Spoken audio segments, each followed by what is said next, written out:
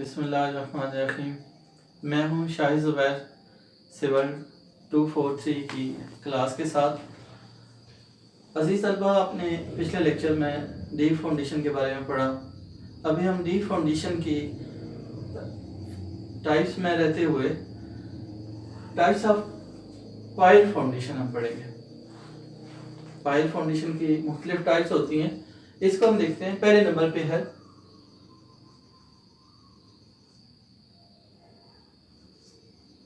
Bearing pile. Bearing pile اس قسم کی pile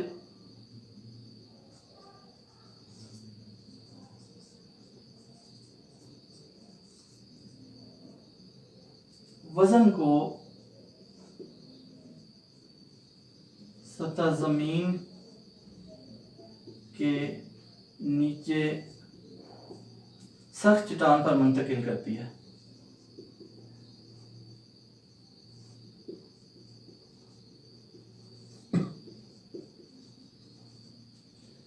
ایسی پائل بہت زیادہ وزن والی عمارت کے لیے موزوں ہوتی ہے۔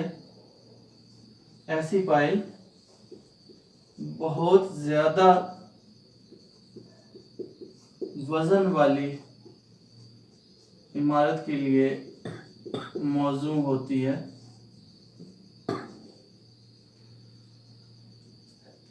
اس کے بعد ایسی پائل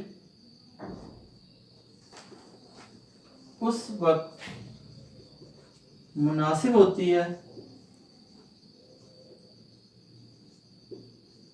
جب سخت چٹان سطح زمین کے نیچے مناسب گہرائی پر واقع ہو۔ جب سخت چٹان سطح زمین کے نیچے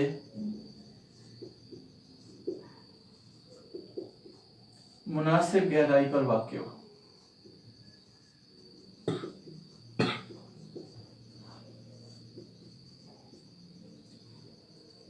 اس کے بعد بات کرتے ہیں، اس کے بعد نیکسٹ جو اس کی قسم ہے، دوسری قسم ہے سطحی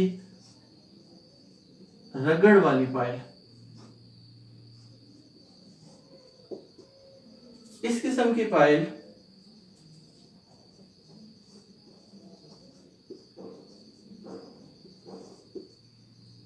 عمارت کا وزن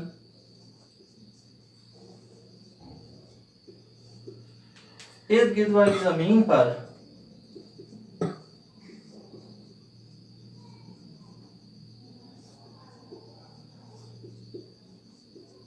سطحی رگڑ کی وجہ سے منتقل کرتی ہے۔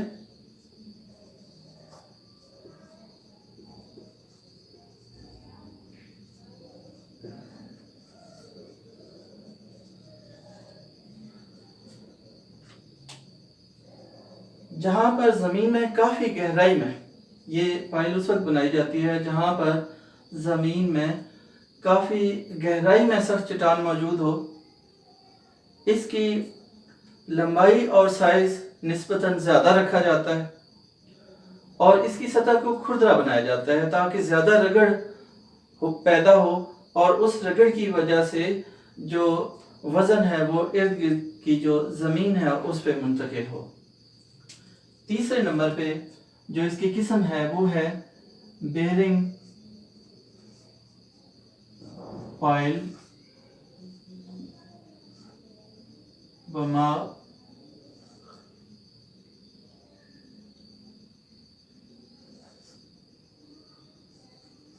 سطحی رگڑ والی پائل۔ اس قسم کی پائل ایسی جگہوں پر استعمال کی جاتی ہے جہاں زمین میں کافی گہرائی میں سخت چٹان موجود ہو اور چٹان بہت زیادہ وزن برداشت کرنے کے قابل نہ ہو۔ پھر سن لیں کہ یہ وہاں پہ بنائی جاتی ہے جہاں زمین میں کافی نیچے گہرائی میں سخت چٹان موجود ہو لیکن وہ زیادہ وزن برداشت کرنے کے قابل نہ ہو۔ تو یہ سطحی رگڑ والی پائل کی طرح ہی ہے، یہ بھی وزن کو گہرائی میں منتقل کرتی ہے۔ دوسرا، سطحی رگڑ کی وجہ سے یہ ارد گرد جو زمین ہوتی ہے اس پہ بھی یہ منتقل کرتی ہے۔ چوتھے نمبر پہ ترچھی پائل ہے۔ ترچھی پائل، ایسی پائل اس جگہ استعمال کرتے ہیں جہاں عمودی اور افقی دونوں اطراف میں وزن آ رہا ہو۔ ایسی پائل جو ترچھی پائل ہے ایسی جگہ پہ استعمال کرتے ہیں جہاں عمودی اور افقی دونوں سائیڈوں سے وزن منتقل ہو رہا ہو، وزن اس کے اوپر عمل کر رہا ہو، تو ایسی صورت میں اس پائل کو سیدھا بنانے کے بجائے اس کو ترچھا رکھ دیا جاتا ہے، ترچھا بنا دیا جاتا ہے تاکہ وزن، افقی وزن جو ہے اس کو بھی برداشت کیا جا سکے۔ پھر اس کے بعد آ جاتا ہے شیٹ پائل۔ شیٹ پائل ایسی پائل جو شیٹ پر مشتمل ہو، شیٹ فولادی شیٹیں ہوتی ہیں، اس شیٹ پہ اگر یہ پائل مشتمل ہے تو ایسی پائل کو شیٹ پائل کہا جاتا ہے۔ یہ لوڈ برداشت کرنے کے لیے نہیں بنائی جاتی، بلکہ اس کا مقصد یہ ہوتا ہے کہ پانی کی لیکیج کو روکا جا سکے۔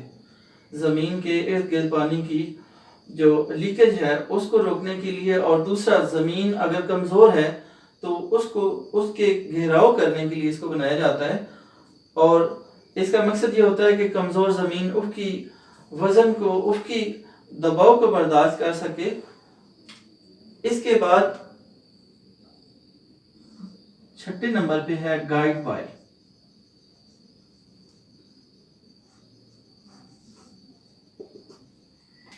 گائیڈ پائل جب دریا کے اوپر پل یا ڈیم بنا رہے ہوں، تو ڈیم، عارضی ڈیم بنایا جاتا ہے جس کو کفر ڈیم کہا جاتا ہے۔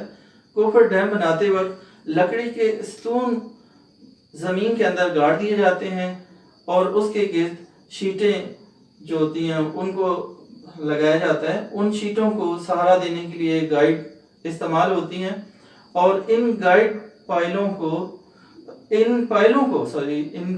جو لکڑی کے جو ستون ہوتے ہیں ان کو گائیڈ پائل کہا جاتا ہے۔ تو یہ تو تھی اس کی پائل کی اقسام۔ امید ہے آپ کو جو آج کا ٹاپک ہے وہ سمجھ آ گیا ہوگا۔ ہم اس کی مزید جو اگلی کلاس ہے اس میں اس کو دیکھیں گے۔ انشاءاللہ نیکسٹ کلاس میں آپ سے ملاقات ہوگی اگلے لیکچر میں۔ اس کے بعد جو ٹاپک ہے وہ ہم پڑھیں گے۔ تب تک کے لیے اللہ حافظ۔